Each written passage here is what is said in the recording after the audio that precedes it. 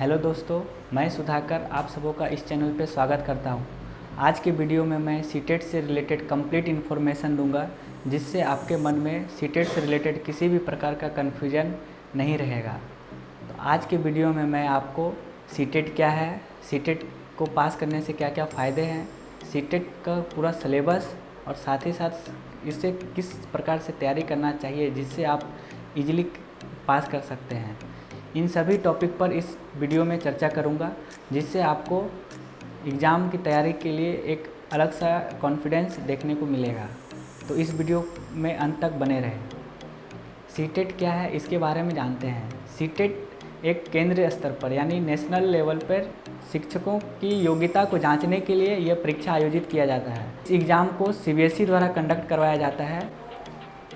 CTET को पास करने के बाद क्या क्या बेनिफिट्स हैं उस पर चर्चा करते हैं। सीटेट पास करने के बाद पहले क्या होता था कि केवल 7 साल तक वैलिड होता था, परंतु अब ये पास करने के बाद ये होल टाइम सर्टिफिकेट वैलिड होंगे। दूसरा फ़ायदा ये है कि केंद्र सरकार के तरफ से जो गाइडलाइन, शिक्षक भर्ती प्रक्रिया का जो गाइडलाइन जारी किया गया है, उस प्रक्रिया में सीटेट अनिवार्य रूप से पास होना ज़रूरी है। तीसरा फ़ायदा यह है कि केंद्र सरकार के तरफ से गाइडलाइन में कहा गया है कि निजी स्कूलों में भी असिस्टेंट टीचर के लिए सीटेट पास अभ्यर्थी को ही रखा जाए। तो ये तीनों फ़ायदा सीटेट पास करने के बाद आप लोगों को देखने को मिलेगा।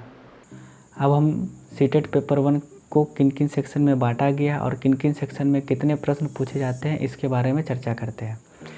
पेपर 1 को 5 सेक्शन में बांटा गया है। पहला CDP, दूसरा मैथ, तीसरा EVS, चौथा लैंग्वेज 1, पांचवा लैंग्वेज 2। इन सभी सेक्शन में से 30-30 प्रश्न पूछे जाते हैं, जिनमें से 15-15 मार्क्स का पेडागोगी पूछे जाते हैं। यानी कि अगर हम सभी पेडागोगी को अगर हम लोग ऐड करते हैं तो 75 मार्क्स देखने को मिलता है। यानी कि हमारा मेन फोकस इस 75 मार्क्स में जितना ज़्यादा से ज़्यादा स्कोर गेन कर सकेंगे उतना ज़्यादा बेहतर होगा। अब हम लोग लैंग्वेज 1 और लैंग्वेज 2 के बारे में बात करते हैं।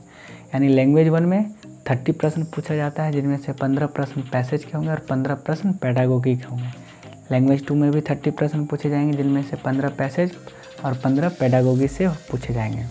लैंग्वेज 1 में आपने जो भी लैंग्वेज प्रीफर किया है, यानी कि उसमें आपका एक स्ट्रॉन्ग पक्ष है, यानी कि आप उसमें ईजिली 25+ स्कोर कर सकते हैं।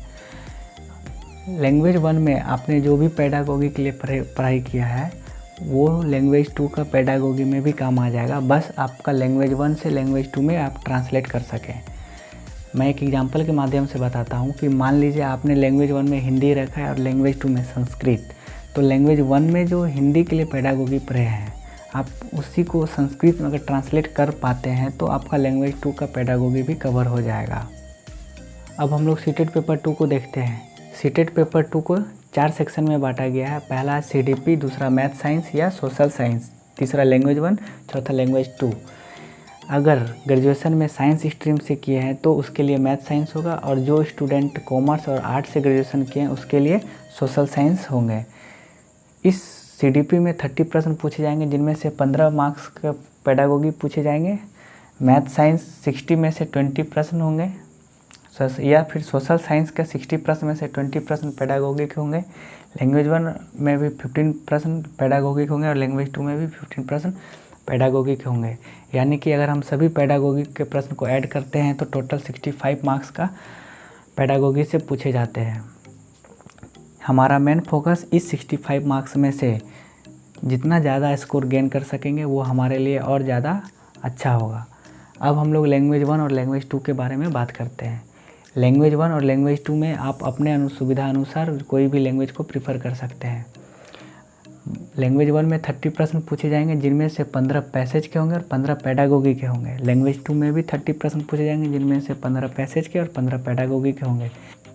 अब मैं एक एग्जाम्पल के माध्यम से बताता हूँ कि अगर आपने लैंग्वेज 1 में हिंदी सेलेक्ट किया है और लैंग्वेज 2 में संस्कृत सेलेक्ट किया है, तो लैंग्वेज 1 में जो पेडागोगी आप पढ़ाई किए और लैंग्वेज 2 में जो संस्कृत के लिए पढ़ाई करेंगे, आपको दोनों अलग अलग करने की ज़रूरत नहीं है। बस लैंग्वेज 1 में हिंदी को आप संस्कृत में ट्रांसलेट कर लेंगे तो वो पेडागोगी यहाँ पर काम आ जाएगा।